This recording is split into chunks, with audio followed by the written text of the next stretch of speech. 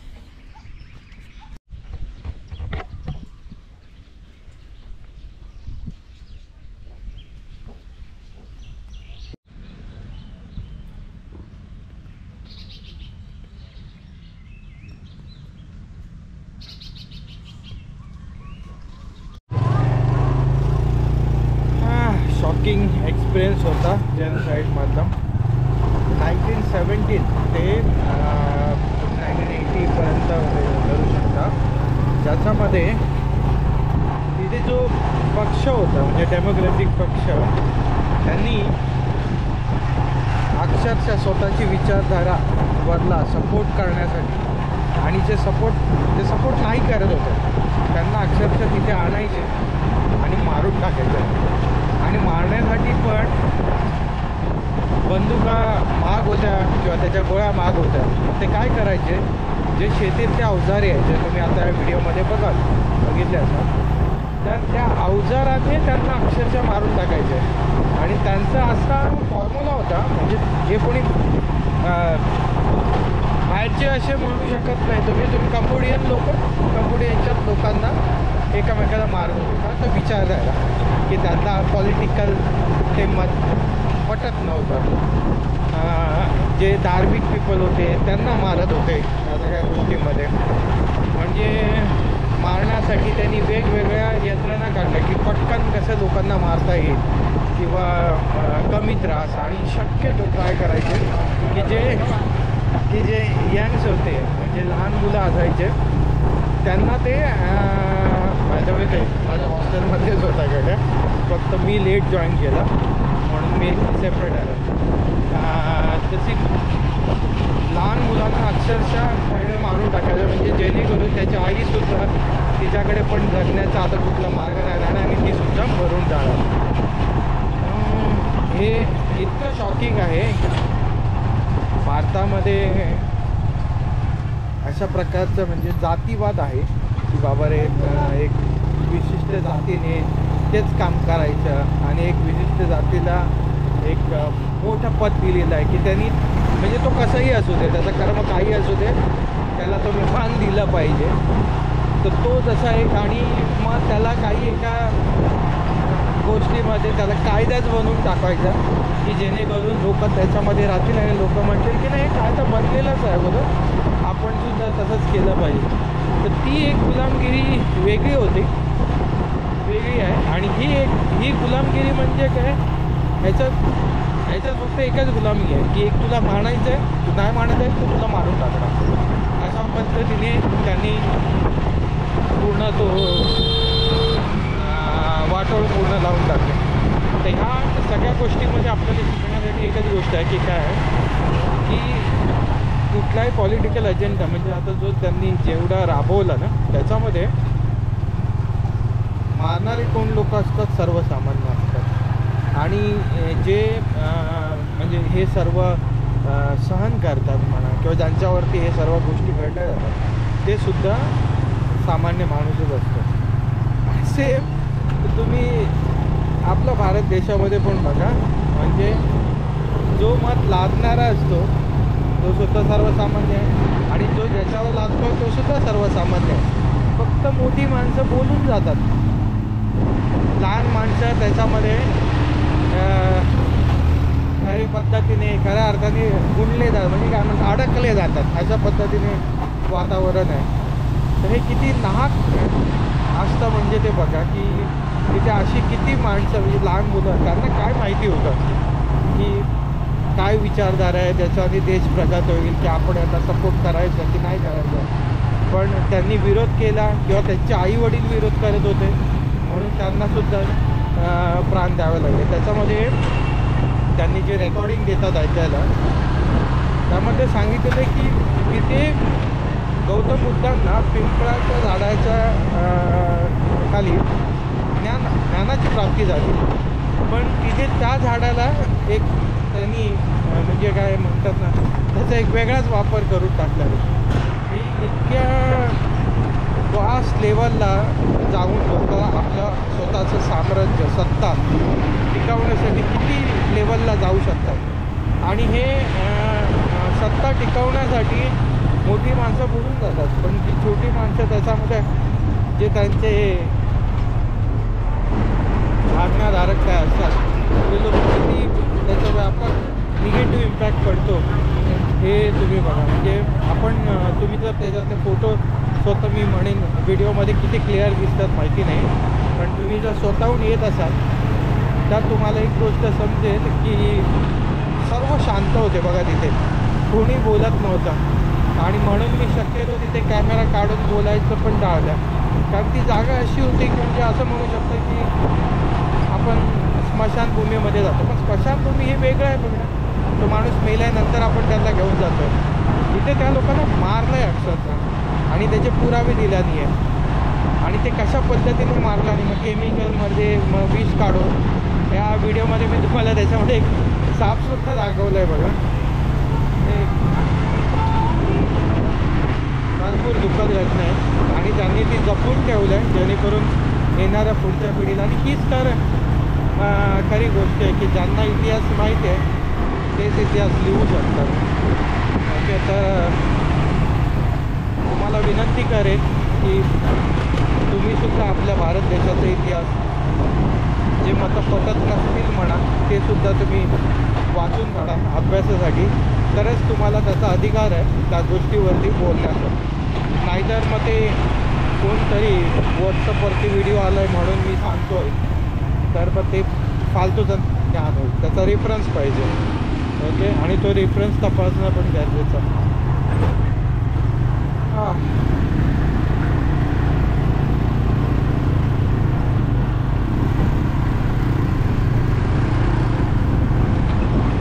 $6 fee होती. म्हणजे इकडचे $1 म्हणजे 4000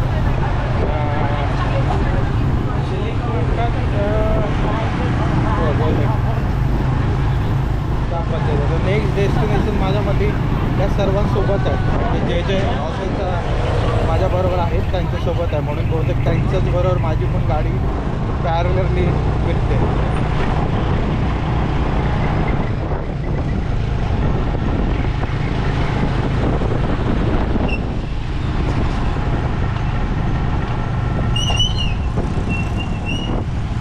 एक गोष्ट शिकायला मिळाली की कुठला पण म्हणजे ज्या लीडरने या सगळ्या गोष्टी केलेल्या आहेत त्यांचे जे पालनकर्ता होते किंवा आज्ञाधारक होते किंवा त्यांना जे मानणारे होते आणि त्यांनी या ज्या काही गोष्टी केल्या, इवन किती वाईट लेवलला सत्ता मिळवण्यासाठी लोकांना कशा प्रकारे फोर्सफुली मारून टाकलेलं होतं, जेनोसाईड.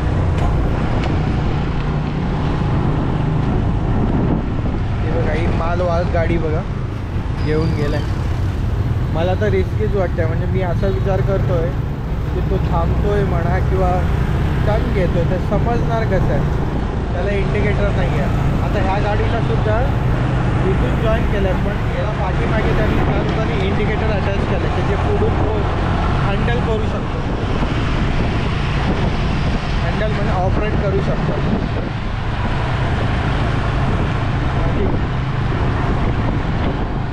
वातावरण जरी दुपार आहे तरी हवा थंड आहे, म्हणजे आपल्या पुण्याला जसं वाटतं ना तशा पद्धतीने.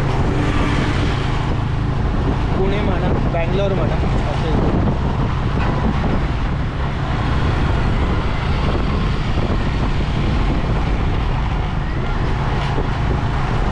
आणि ह्या पुऱ्या जेनोसाईडमध्ये असं नाही आहे की फक्त कंबोडियन लोकच मारले गेले, चायनीज लोकसुद्धा मारले गेले. कारण जी विचारधारा ते लोक म्हणजे त्यांना मान्य नव्हते किंवा त्यांना तिथे घेऊन आले होते पकडून, त्या सर्वांना मारून टाकलं होतं. मग ते असं बघा, 2 व्हीलरवरती आणि शॉप गाड्या बनवल्या.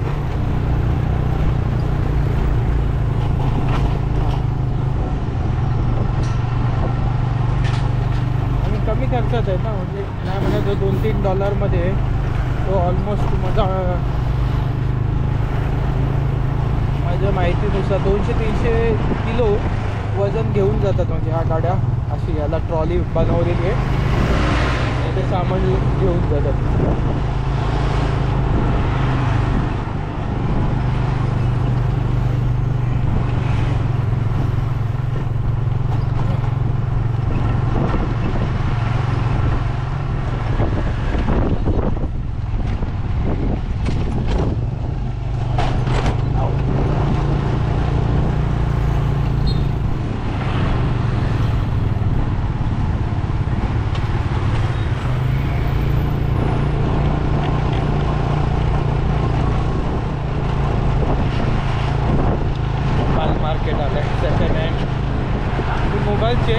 पण इथून मोस्टली हाँगकाँगवरून इम्पोर्ट केले जातात आणि विकले जातात.